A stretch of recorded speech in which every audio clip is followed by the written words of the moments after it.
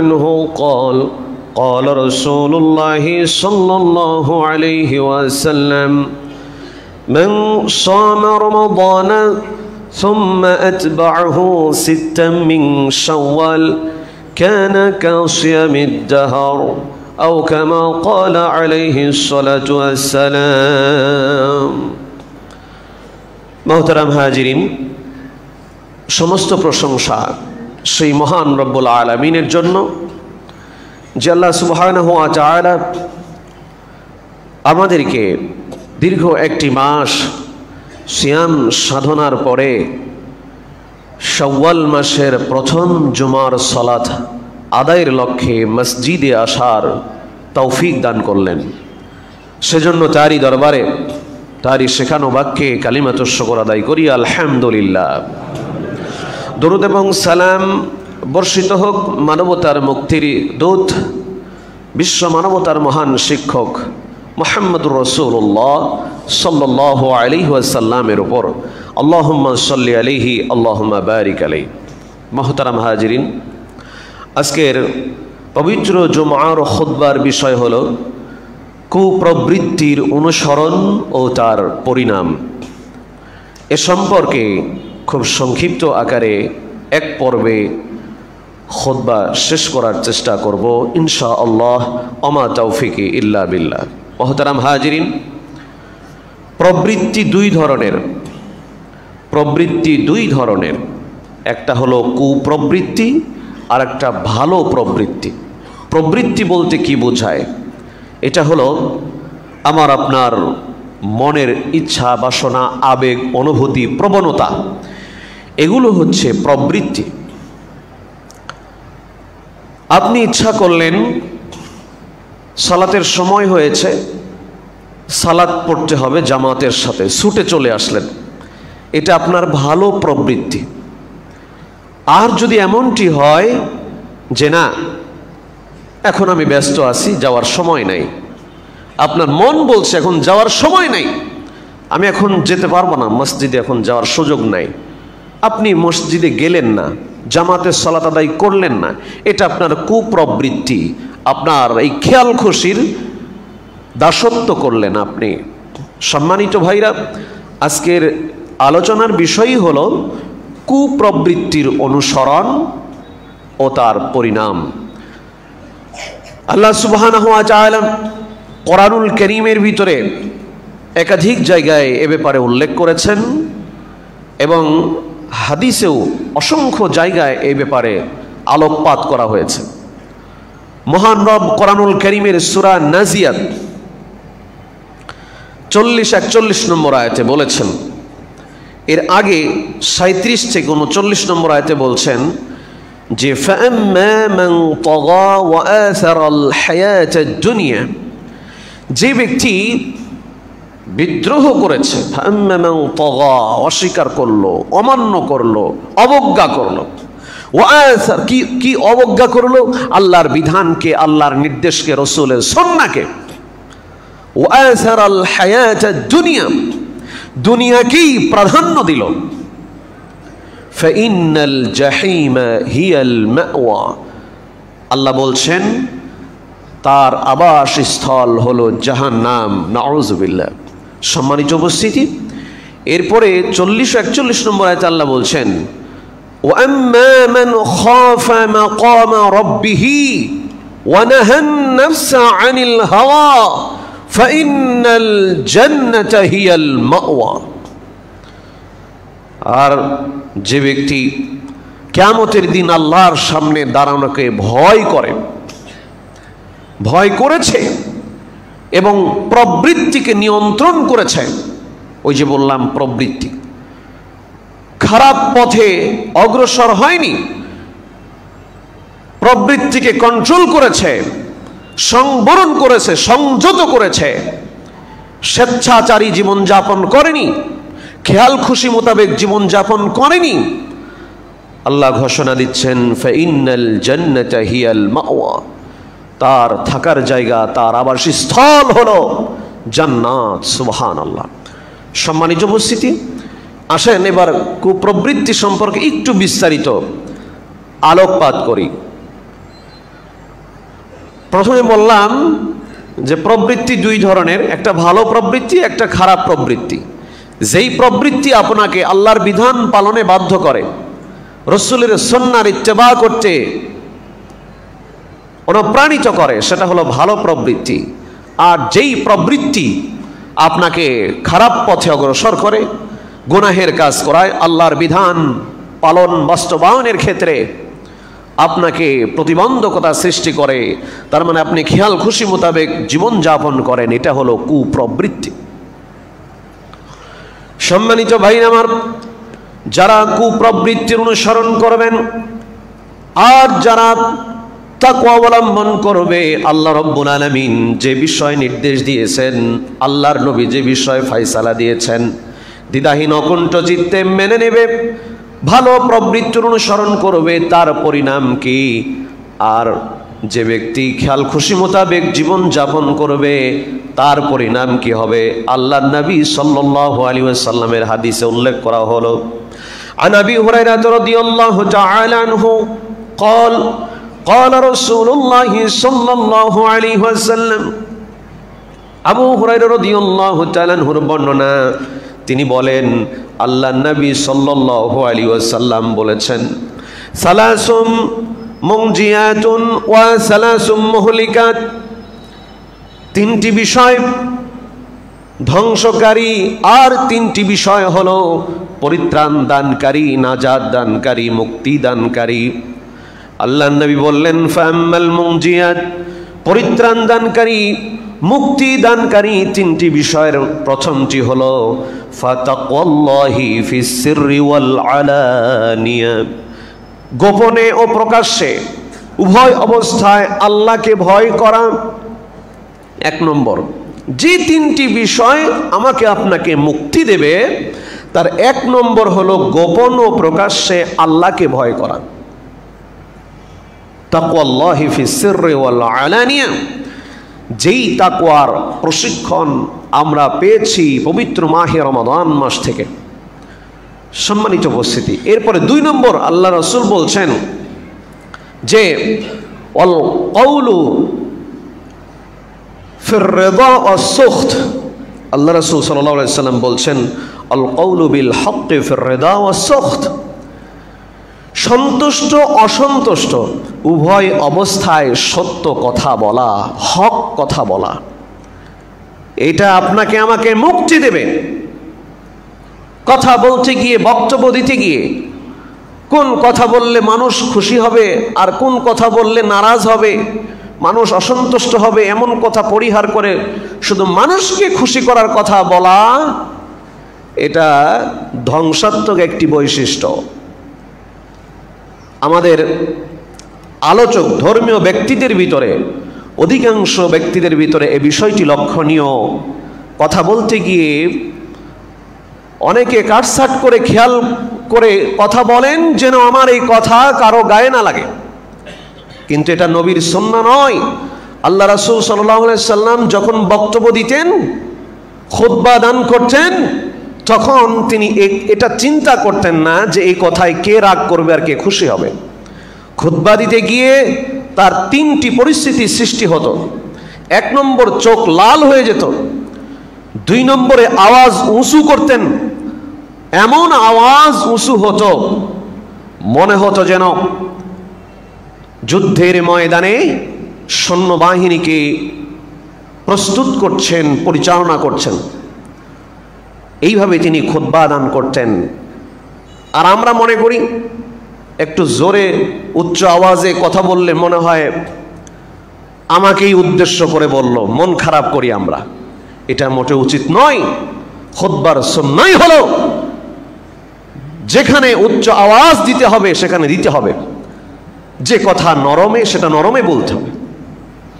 সম্মানিত ভাইরা, কে খুশি হলো কে বেজার হলো এইটা চিন্তা যে করে না, সে ওই মুক্তিপ্রাপ্ত তিনটি যে বৈশিষ্ট্য তার একটি অর্জন করল। আমি আল্লাহর বান্দা কখনো কাউকে পরোয়া করে কথা বলার চেষ্টা করিনি। ইমামতি টিকাতে হবে এই টেন্ডেন্সি মাথায় রেখে কোনোদিন কথা বলিনি, কারণ আমার রিজিক উপরে নির্ধারিত, জমিনে নয়।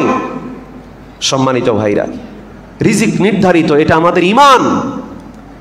আলহামদুলিল্লাহ, আপনারা অত্যন্ত মহব্বত করেন, ভালোবাসেন, আমিও আপনাদের ভালোবাসি। কিন্তু যতই আমি আপনাকে বা আপনারা আমাকে ভালোবাসেন, যখন আসমানে ফায়সালা হয়ে যাবে যে এই খতিব সাহেবের রিজিক শেষ বল্লায়, তখন আমি হাজার চেষ্টা করলেও আপনাদের মাঝে থাকতে পারবো না, আবার আপনারাও হাজারো চেষ্টা করলে আমাকে রাখতে পারবেন না, কারণ রিজকের ফায়সালা আসমানে হয়ে যায়। এই জন্য কোনোদিন আমি কে অসন্তুষ্ট হলো এইটা পরোয়া করে কথা বলিনি। আল্লাহর কোরআন এবং রসুলের হাদিসের কথা বলতে গিয়ে কোনো অস্পষ্টতা, কোনো জড়তা অবলম্বন করিনি, কোনো অস্পষ্ট রেখে বক্তব্য দেইনি। সম্মানিত উপস্থিতি, আমাদের প্রত্যেকের উচিত সদা সত্য কথা, হক কথা দ্বিধাহীন অকুণ্ঠ চিত্তে নির্বিঘ্নে বলা। সম্মানিত উপস্থিতি, এই জন্য অনেকেরই খারাপ লাগে। আসলে খারাপ সবার ভালো লাগবে তা নয়। একজন খতিব বা ইমাম বা একজন বক্তা, একজন আলেম যদি 100-তে 100% ব্যক্তিদের জনপ্রিয়তা অর্জন করে, যে সবাই তাকে ভালোবাসে, বুঝতে হবে তিনি মুনাফিক। ওই খতিব হক পথে আছেন, ওই ইমাম হক্কানি, ওই আলেম হক্কানি, দুষ্কৃতিকারীরা তাকে অপছন্দ করবে, ব্যভিচারীরা তাকে অপছন্দ করবে, সুদখোররা তাকে অপছন্দ করবে, গান বাজনাওয়ালারা তাকে অপছন্দ করবে। এটা স্বাভাবিক ব্যাপার। যদি তাই না করে তাহলে কেমন আল্লাহওয়ালা, আল্লাহর ওলি হয়ে গেলাম যে আমার কেউ সমালোচনা করবে না, আমার সবাই ভালোবাসবে।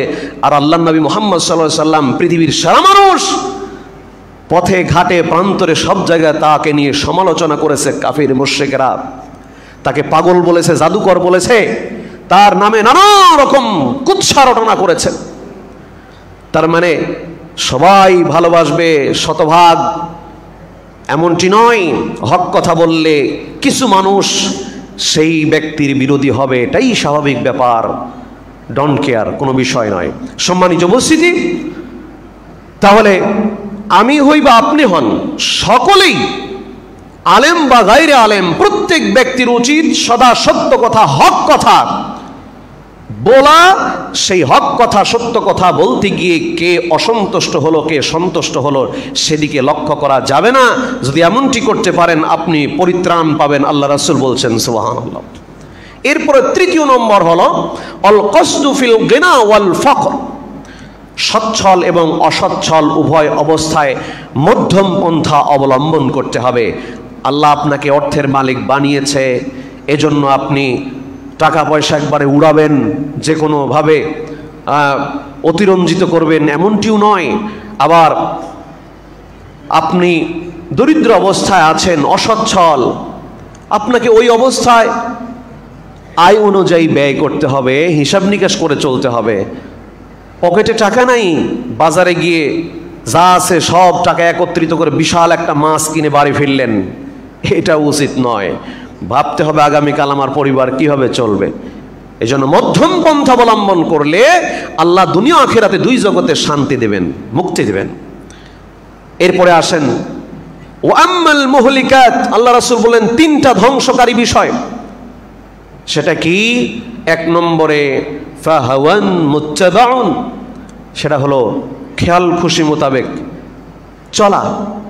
হাওয়া মানে প্রবৃত্তির ইত্তেবা করা, কুপ্রবৃত্তির ইত্তেবা করানো, অনুসরণ করে চলা, এটা হলো ধ্বংসকারী বিষয়। যে মানুষ আল্লাহ তার রসুলের বিধানকে লঙ্ঘন করে, অমান্য করে খেয়াল খুশি মোতাবেক জীবন যাপন করে, ওই ব্যক্তির ধ্বংস অনিবার্য, এতে কোনো সন্দেহ নাই। সম্মানিত উপস্থিতি, দ্বিতীয় নম্বর হচ্ছে শুহুন মুতাউন, অতিরিক্ত লোভ লালসা ভিতরে রাখা, এটাও ধ্বংসকারী একটি বিষয়। এরপরে বলা হচ্ছে ওয়াইজাবুল মারই বিনাফসি ওয়া হিয়া শাদ্দুহুন্না, যে ব্যক্তি নিজেকে বেশি সম্মানিত মনে করে, যে আমি অমক, আমার চেয়ে আর কে আছে, নিজেকে বেশি বড় মনে করা, এটা সবচেয়ে খারাপ গুণ, আল্লাহ রাসূল বলছেন। এর দ্বারা সে অপমানিত হবে, লাঞ্ছিত হতে পারে, দুনিয়া আখিরাতে উভয় জগতে সে অসম্মানিত হতে পারে। এক কথায় এটা মহলিকাত, ধ্বংসকারী বৈশিষ্ট্য আমার ভাইরা। সম্মানিত উপস্থিতি, প্রবৃত্তি, কুপ্রবৃত্তি এমন একটি বিষয় যেই কুপ্রবৃত্তির সঙ্গে আমরা অনেকেই পরিচিত না, কিন্তু আমাদের ভিতরে রয়েছে। কুপ্রবৃত্তির উদাহরণ দিতে গেলে বলা যায়, আমি আপনি ফজরের সালাতের জামাতে উপস্থিত হলাম না, কানে আজান শুনলাম, বা বাড়িতে প্রত্যেক ঘরে ঘরে মোবাইল ফোন আছে কিন্তু অ্যালার্ম দিলাম না, জামাতে উপস্থিত হওয়ার চেষ্টা করলাম না। কখন মনের অজান্তেই ফজর হয়ে গেল, সূর্য উদিত হলো, ফজরের সালাতটা কাজা হয়ে গেল। আপনি আপনার কুপ্রবৃত্তির দাসত্ব করলেন, গোলামি করলেন। মনে রাখবেন, এই কুপ্রবৃত্তির দাসত্ব গোলামি করার কারণে আল্লাহ রব্বুল আলামিন আপনার জন্য জাহান্নামের দুঃসংবাদ দিয়েছেন। আল্লাহ রাসূল সাল্লাল্লাহু আলাইহি ওয়াসাল্লাম বলেন, বুখারীর 1076 নম্বর হাদিস, عن أبي هريرة رضي الله تعالى عنه قال قال رسول الله صلى الله عليه وسلم, আবু হুরায়রার বর্ণনা, তিনি বলেন আল্লাহ রাসূল সাল্লাল্লাহু আলাইহি ওয়াসাল্লাম বলেছেন, ইয়াকিদু শাইতানু আলা কাফিয়াতি রাসি আহাদিকুম ইযা হুয়া নামা সালাসা উকাদিন। কোন বান্দা যখন রাত্রিবেলায় ঘুমিয়ে পড়ে, তার গ্রীবাদেশে ঘাড়ের পেছনে শয়তান 3টা গিট মারে। প্রত্যেক গিটে ইয়াদরিবু কুল্লা উকদাতিন আলাইকা লাইলুন তাবিল ফারকুদ, প্রত্যেকটা গিটে একটা করে থাবা মারে, হাত দিয়ে চাপড়িয়ে বলে, এ বান্দা ঘুমাও, তোমার সামনে লম্বা রাত রয়েছে, আরামে ঘুমাও, আরামে ঘুমাও, লম্বা রাত রয়েছে। 3টা গিট মেরে দেয়। আল্লাহ রাসূল বলেন, যদি ওই বান্দা ঘুম থেকে রাতে জাগ্রত হয়ে ফাইন তাওয়াদ্দা ইনহাল্লাত, ওই বান্দা যদি ওযু করে, একটা গিট খুলে যায়। এরপরে ফাইন সাল্লা ইনহাল্লাত উকদাতুন, আর একটা গিট খুলে যায়। বান্দা ওযুর উপরে যখন সালাত আদায় করে, এরপরে আল্লাহ রাসূল সাল্লাল্লাহু আলাইহি ওয়াসাল্লাম বললেন, 3টা গিট যখন খুলে যায়, ফাসবাহা নাশীতা তাইয়িবান নাফস, ওই বান্দা নির্মল পরিচ্ছন্ন মন নিয়ে দিন শুরু করে, অন্তরটা পরিষ্কার থাকে, কলুষিত মুক্ত থাকে। ওয়া ইল্লা আসবাহা খবিসান নাফসি কাসলান, আর যে বান্দা না উঠে, জাগ্রত না হয়ে রাত্রি পার করে দিল, ফজরের সালাত কাজা হয়ে গেল, আল্লাহর নবী বলছেন ওই বান্দার অন্তরটা কলুষিত হয়ে গেল। সকাল করলো এমন অবস্থায় যে বান্দা অলসতা একেবারে পরিপূর্ণ। এজন্য যে সমস্ত মানুষেরা 5 ওয়াক্ত সালাত জামাতে আদায় করে, এমনকি ফজরের সালাত জামাতে আদায় করে, এদের অলসতা দূর হয়ে যায়। আর যে সমস্ত বান্দারা ফজরের সালাতে জামাতে উপস্থিত হতে পারে না, তাদের কাজকর্মে অলসতা এসে ভর করে। সম্মানিত উপস্থিতি, তার মানে শয়তান আমাদের কেমনভাবে আদর যত্ন করে রাতের বেলায়। যারা উঠে সালাত আদায় করতে আসে, শয়তান পরাজিত হয়ে যায়, আর যারা আসে না, শয়তান তাদের উপরে বিজয় হয়। এই জন্য আমাদের কুপ্রবৃত্তির ইত্তেবা করা যাবে না। যারা আসলো না, ওরা কুপ্রবৃত্তির ইত্তেবা অনুসরণ করলো। প্রিয় ভাইরা, যারা ফরজ সালাত আদায় না করে ঘুমিয়ে থাকেন, তাদের ব্যাপারে আল্লাহর নবী কঠিন কথা বলেছেন। আল্লাহ রাসূল সাল্লাল্লাহু আলাইহি ওয়াসাল্লাম বলেন যে, আম্মা الذي يسلغ رأسه وينم عن الصلاة المكتوبة يسلغ رأسه بالحجر فإنه يأخذ القرآن فيرفده وينام عن الصلاة المكتوبة। আল্লাহ রাসূল একদিন স্বপ্নে দেখলেন, নবী রাসূলদের স্বপ্ন এটা ওয়াহি। যত প্রকার ওয়াহি অবতীর্ণ হয়, যত প্রকারে, যত পদ্ধতিতে, তার মধ্যে একটি হলো নবী রাসূলদের স্বপ্নটা ওয়াহি।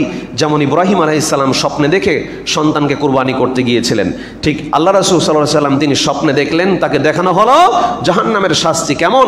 এক ব্যক্তিকে চিৎ করে শুয়ে পাথর দিয়ে আঘাত করে তার মাথা ভেঙে চুরমার করে দেওয়া হচ্ছে, পাথর দূরে সরে যাচ্ছে, আবার নিয়ে আসতে পাথর আবার তার মাথাটি স্বাভাবিক হয়ে যাচ্ছে, আবার আঘাত করা হচ্ছে, এইভাবে শাস্তি দেওয়া হচ্ছে। তখন জিবরিলকে প্রশ্ন করলেন, এই ব্যক্তি কে যাকে এমন শাস্তির আওতায় নিয়ে আসা হয়েছে? জিবরিল বললেন, এটা এমন একজন ব্যক্তি যে আপনার উম্মতের ওই ব্যক্তি যে কোরআনুল কারীমকে হিফজ করেছে, কোরআনের হাফেজ হয়েছে ঠিকই, কিন্তু ইয়াদ রাখতে পারেনি। আমার দেশে অসংখ্য নামধারী হাফেজ আছে, কিন্তু এক পারা কোরআন মুখস্থ নাই। কোরআন হিফজ করার পরে যারা ভুলে যায় তাদের শাস্তি সাংঘাতিক। দ্বিতীয় নম্বর, ইয়ানামু আনিস সালাতিল মাকতুবা, যে ফরজ সালাত বাদ দিয়ে ঘুমিয়েছিল, ইশায় ঘুমিয়েছে, ফজরে ঘুমিয়েছে, ফরজ সালাত আদায় করে নাই, এই ব্যক্তির শাস্তি এমন।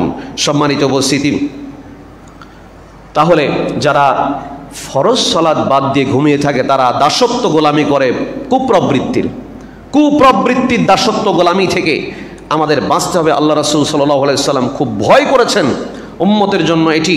আল্লাহ রাসূল সাল্লাল্লাহু আলাইহি ওয়াসাল্লাম বলেছেন, ইন্না মিম্মা আখশা আলাইকুম শাহওয়াতাল গায়্যি ফি বুতুনিকুম ওয়া ফুরুজিকুম ওয়া মুদিল্লাতিল ফিতান। আল্লাহ রাসূল সাল্লাল্লাহু আলাইহি ওয়াসাল্লাম বলছেন, আমি সবচেয়ে বেশি ভয় করেছি আমার উম্মতের পেট সংক্রান্ত প্রবৃত্তি এবং লজ্জাস্থানের ব্যাপারে, এবং মুদিল্লাতিল ফিতান, ধ্বংসকারী বা ভ্রষ্টকারী ফিতনা থেকে। তার মানে প্রত্যেক বিষয়ে প্রবৃত্তির একটা প্রভাব আছে। সম্মানিত উপস্থিতি, এই জন্য কুপ্রবৃত্তি থেকে বেঁচে আমাদেরকে ভালো প্রবৃত্তির অনুসরণ করতে হবে। ভালো প্রবৃত্তি কোনটা? আল্লাহ তার রসুলের আনুগত্য করে কোরআন সুন্নাহ মাফিক জীবনযাপন করা, এটা হলো ভালো প্রবৃত্তি। ফজরের সালাত যে ব্যক্তি আদায় না করে ঘুমিয়ে থাকলো, সকাল করলো, আল্লাহ নবী বলছেন তার কানে শয়তান পেশাব করে দিল। এটা বুখারীর হাদিস 1078 নম্বরে আব্দুল্লাহ ইবনে মাসউদ বর্ণনা করছেন, আল্লাহ রাসূল সাল্লাল্লাহু আলাইহি সাল্লাম বলেছেন যে যুকিরা ইনদা নবী সাল্লাল্লাহু আলাইহি সাল্লাম, মানে আল্লাহর নবীর কাছে রজুলুন, এক ব্যক্তি সম্পর্কে বলা হলো, উল্লেখ করা হলো, ফাকিলা মা যালা নাইমান হাত্তা আসবাহা, যে ব্যক্তি ঘুমিয়ে থাকে, ফজর পার করে দেয় সালাত না পড়ে, মা কামা ইলা সালাতি ফাকালা বালা শাইতানু ফি উযনিহি, আল্লাহ রাসূল বলেন শয়তান ওর কানের মধ্যে পেশাব করে। সুতরাং আমরা যদি নিজেদেরকে কুপ্রবৃত্তি থেকে বাঁচাতে চাই তাহলে ফজরের সালাত জামাতে আদায় করা খুবই জরুরি, তাহলে শয়তানের প্রভাব আমাদের উপর থেকে দূরীভূত হয়ে যাবে। সম্মানিত উপস্থিতি, এরপরে রাসূল করিম সাল্লাল্লাহু আলাইহি ওয়াসাল্লাম কুপ্রবৃত্তি থেকে আল্লাহর কাছে পানাহ চেয়েছেন, দোয়া করেছেন, আল্লাহুম্মা ইন্নী আউযু বিকা মিন মুনকারাতিল আখলাক ওয়াল আ'মাল ওয়াল আহওয়া ওয়াল আদওয়াই।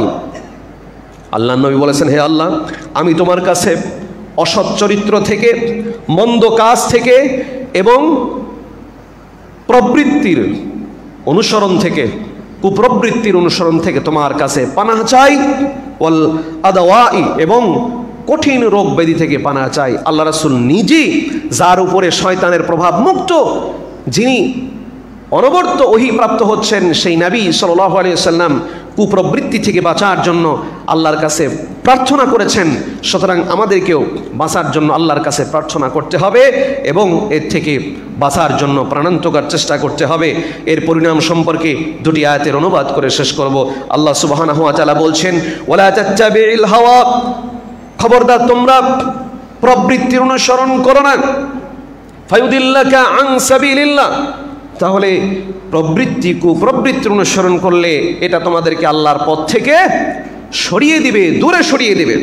ইন্নাল্লাযীনা ইয়াদিল্লুনা আন সাবিলিল্লাহ, নিশ্চয়ই যারা আল্লাহর পথ থেকে দূরে সরে যায়, বিচ্যুত হয়ে যায়, লাহুম আযাবুন শাদীদ, তাদের জন্য কঠিন যন্ত্রণাদায়ক শাস্তি রয়েছে।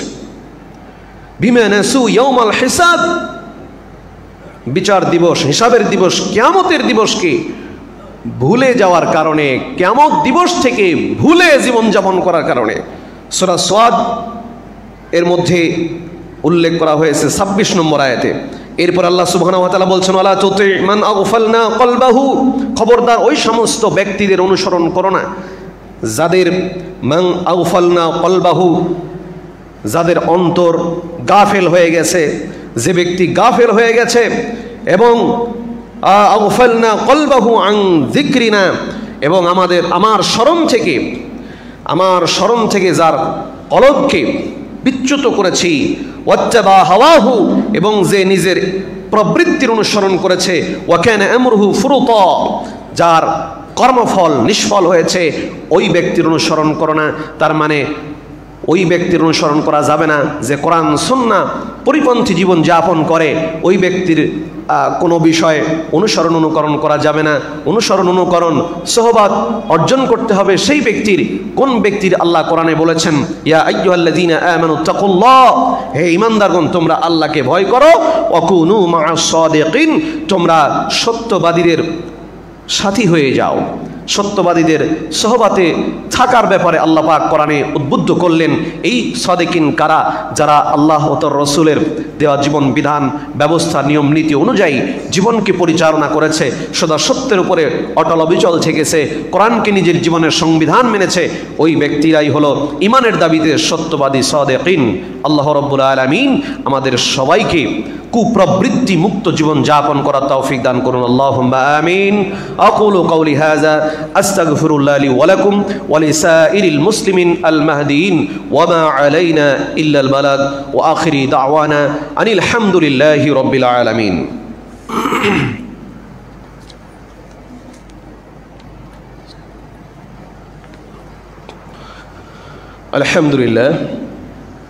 আলহামদুলিল্লাহি রাব্বিল আলামিন ওয়াসসালাতু ওয়াসসালামু আলা আবদিল্লাহি ওয়া রাসূলিহি নবিয়িনা মুহাম্মাদিন সাল্লাল্লাহু আলাইহি ওয়াসাল্লাম ওয়া আলা আলিহি ওয়া সাহবিহি আজমাইন ওয়া মান তাবিআহুম বিইহসানিন ইলা ইয়াউমিদ্দিন। মুহতারাম হাজিরিন, দুটি বিষয়ে আমাদের ভাইদের ভিতরে সংশয়ের সৃষ্টি হয়েছে। এক নম্বর, গত জুমার খুতবার ভিতরে আমরা সকলেই বললে ভুল হবে, কেউ হাত তুলে নাই, আমরা একটা বড় সংখ্যক আমরা মুসল্লি এবং ইমাম সহ ডান হাত উত্তোলন করে আল্লাহর কাছে তওবা করেছিলাম। তো এই বিষয়টি অনেকে খারাপ দৃষ্টিতে নিয়েছেন এবং আমাদের শাইখ ফজিলতুর শাইখ ডক্টর শহীদুল্লাহ খান মাদানী হাফিজাহুল্লাহর কাছে ফোন করে বলেছেন যে খতিব সাহেব সম্মিলিত মোনাজাত করেছে খুতবার ভিতরে, বলেন কোথায় শেখ সাদিয়ার, কোথায় বরকিল্লাদি, কোন জায়গার কথা কোন জায়গায় দিলেন?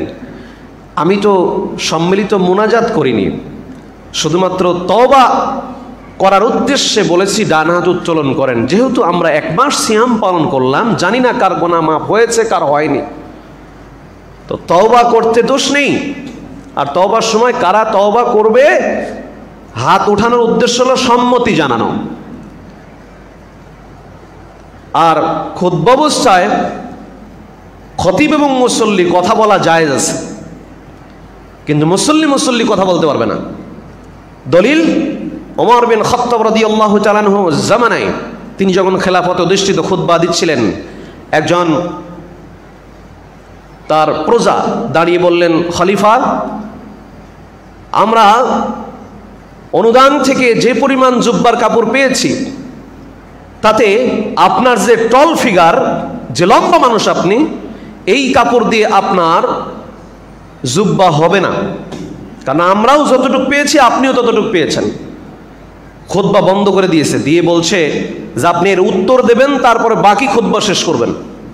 তখন ওমর রাদিয়াল্লাহু তাআলা বললেন, এর উত্তর আমার ছেলে আব্দুল্লাহ দেবে।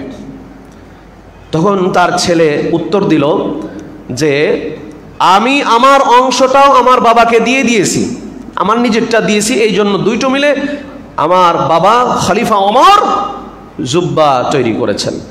লোকটা উত্তর পেয়ে গেছে, বসে গেছে। তার মানে ইমাম এবং মুসল্লি খুতবার সময় কথা বলা জায়েজ। দ্বিতীয় কথা হলো, একদিন এক ব্যক্তি সুলাইক রাদিয়াল্লাহু তাআলা আনহু মসজিদে প্রবেশ করলেন, সুন্নাত না পড়েই খুতবা চলাকালীন সময় বসে পড়লেন। আল্লাহ রাসূল বললেন, এই সুলাইক দাঁড়াও, তুমি কেন বসে পড়লে? 2 রাকাত সংক্ষেপে সালাত আদায় করো, তারপরে বসো। এরপর আল্লাহ রাসূল আবার খুতবা শুরু করলেন। ইমাম এবং মুসল্লির জরুরি প্রয়োজনে কথা বলা জায়েজ খুতবা চলাকালীন সময়ে, কিন্তু মুসল্লি পারস্পরিক কথা আওয়াজ এগুলো করতে পারবে না। আর তওবা যে কোনো অবস্থা যে কোনো জায়গাতে যদি একাধিক ব্যক্তি তওবা করে একসাথে, এটা উত্তম ভালো বিষয়, এটা খারাপ কিছু নয়, এটা বেদাতের কোনো সংজ্ঞার ভিতরে এটা ফেলানোর কোনো সুযোগ নেই। সম্মানিত উপস্থিতি, যে ভাইটি এটা বলেছেন হয়তো তিনি বুঝতে ভুল করেছেন, এটা সম্মিলিত মোনাজাতের পর্যায়ের ব্যাপার নয়। দ্বিতীয় সংশয়ের বিষয় হলো ঈদের মাঠে আমাদের সাউন্ড সিস্টেম হঠাৎ করে অফ হয়ে যাওয়ার কারণে দ্বিতীয় রাকাতে সালাত ছেড়ে দিতে হয়েছে। এটাও অভিযোগ গিয়েছে আমাদের কেন্দ্রীয় জমিয়তের কাছে। এখন আমার ওই ভাইদেরকে বলবো, আপনার কাছে আমি প্রশ্ন করি, আচ্ছা বলেন, আমি যদি ওই সময় সালাত কন্টিনিউ করতাম, শেষ করতাম, বাকি সালাত ওই অবস্থাতেই সমাপ্ত করতাম, এই বাকি হাজার হাজার মানুষের সালাতের দায়িত্ব কি আপনি নিতেন? চারতলা বিল্ডিংয়ের হাজার হাজার মহিলা, এরপরে মাদ্রাসার মাঠে হাজার হাজার মহিলা, তিনতলা মহিলা, মুকাব্বির দিয়ে, আমি বুঝতে পেরেছি ওই সময় মুকাব্বির দিয়ে এটা ক্যাপচার করা যাবে না, সেই জন্য তাৎক্ষণিকভাবে সালাতকে ছেড়ে দিয়ে সাউন্ড সিস্টেম ঠিক করে আবার পুনরায় সালাত আদায় করেছি। এতে কি এমন অসুবিধা হয়েছে আপনার? আসলে উদ্দেশ্য প্রণোদিতভাবে এই ধরনের সমালোচনা করা হয়েছে, এটা ভালো উদ্দেশ্য নয়। এত বড় সমাজ, হাজার হাজার মানুষের উপস্থিতি, আমি তখন ওই অবস্থায় সালাত শেষ করলে কেউ রুকুতে, কেউ সিজদায়, হযবরল অবস্থা হয়ে যেত, অধিকাংশ মানুষের সালাত হতো না।